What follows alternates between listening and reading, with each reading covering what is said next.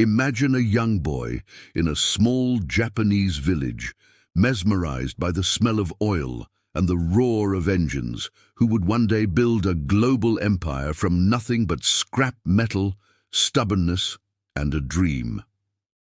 Before there was Honda, the world-famous car and motorcycle brand, there was a blacksmith's son who dared to challenge the impossible. This is not just the story of an inventor. This is the story of a rebel, a mechanic, a visionary who never stopped believing in speed, precision, and progress. Soichiro Honda was born on November 17, 1906, in Komyo Village, Shizuoka Prefecture, Japan. His father, Gihei Honda, was a skilled blacksmith and operated a bicycle repair shop. From a young age, Soichiro was drawn to machines. He often watched his father work, fascinated by the way gears turned, chains moved, and metal came to life. Unlike most children, Soichiro wasn't interested in schoolwork. He loved tinkering. At age 8, he saw his first car, a Model T Ford. The sight, sound, and smell of the machine overwhelmed him. He later said that the memory of the car's oil-stained tire track stuck with him more vividly than any school lesson. While his classmates studied literature and history, Honda took apart clocks, bicycle parts, and whatever machines he could get his hands on. He didn't always know how to put them back together, but the learning process excited him. His dream was clear.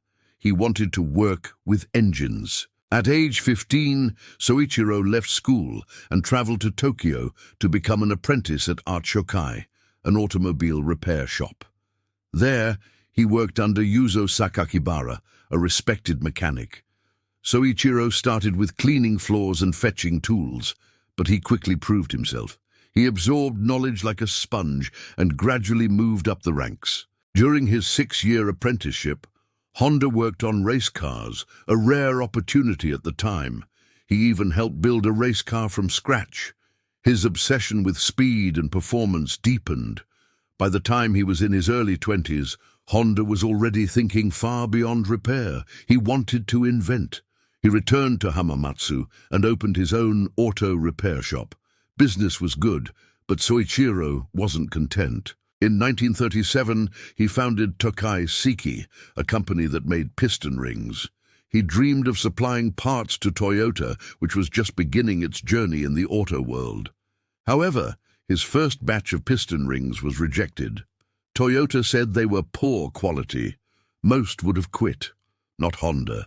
He enrolled in engineering school even though he didn't finish it. He studied metallurgy, experimented with designs, and finally created a piston ring that met Toyota's standards.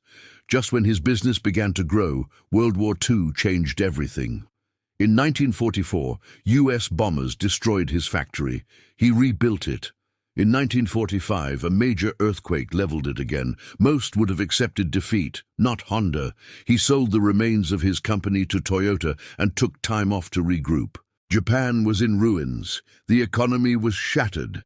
But Soichiro Honda saw an opportunity. People needed transportation, and they couldn't afford cars. So he started a new company, the Honda Technical Research Institute. With a team of 12 men in a tiny shed, he began attaching small engines to bicycles. These noisy, rough-looking bikes were the first Honda motorcycles. The first model was called the A-Type, or the Bata, because of its engine sound. The bike sold fast. People needed affordable mobility, and Honda delivered. In 1948, he officially founded Honda Motor Cars Limited.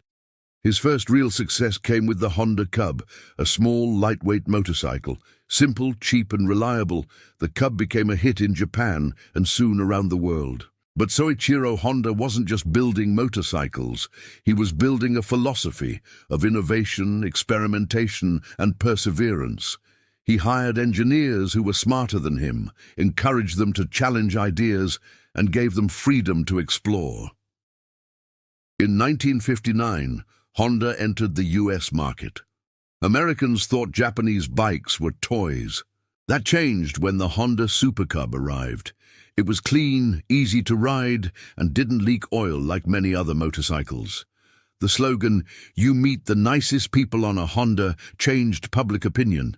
Motorcycles were no longer just for rebels, they were for everyday people. By the 1960s, Honda was the largest motorcycle manufacturer in the world. But Soichiro wasn't done. He wanted to make cars. His team told him it was too risky.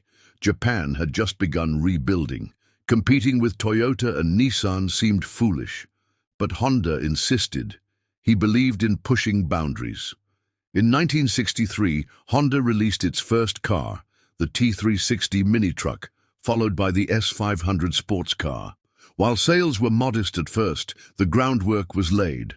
Honda became known for fuel efficiency, innovation, and affordability. The real breakthrough came in the 1970s. Amid a global oil crisis, Honda introduced the Civic with the CVCC engine, which met US emission standards without a catalytic converter. While other car companies struggled, Honda thrived. By the 1980s, Honda was one of the top car manufacturers in the world. The Accord and Civic became household names, known for quality and reliability. Soichiro Honda was not your typical executive. He wore factory uniforms to meetings, drove his own creations, and stayed closely involved with his engineers. He wasn't interested in money or fame. He wanted progress. He often said, "Success is 99% failure." To him, every setback was a lesson, every mistake a step forward. Honda retired from the company in 1973, but remained an advisor. Under his vision, the company launched everything from the world's fastest motorcycles to humanoid robots and jet engines. He died in 1991, but his legacy lives on in every Honda engine, every vehicle, and every innovation.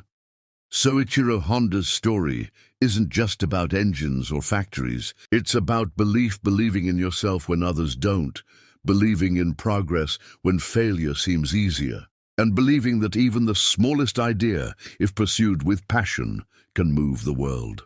Today, Honda is a global brand found in over 150 countries. It builds motorcycles, cars, robots, jets, and even solar-powered homes. But at its heart, it carries the spirit of a boy who once stared at an oil-stained tire track in awe.